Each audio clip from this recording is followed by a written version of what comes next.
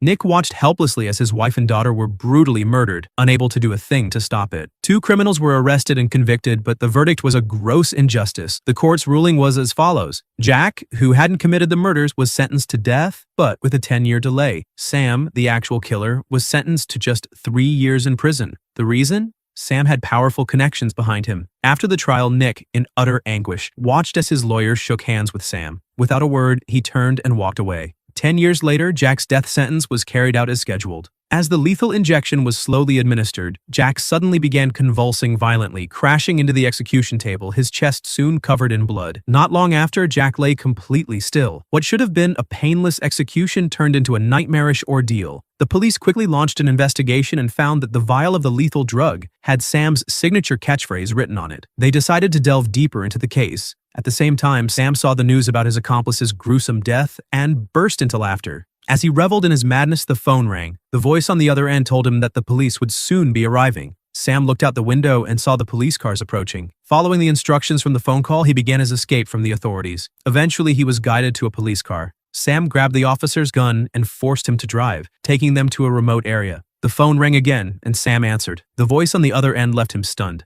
It was none other than the officer sitting next to him. The officer turned, removed his wig, revealing none other than Nick, who hadn't been seen in 10 years. Just as Sam raised his gun to shoot, he suddenly found himself paralyzed, unable to move.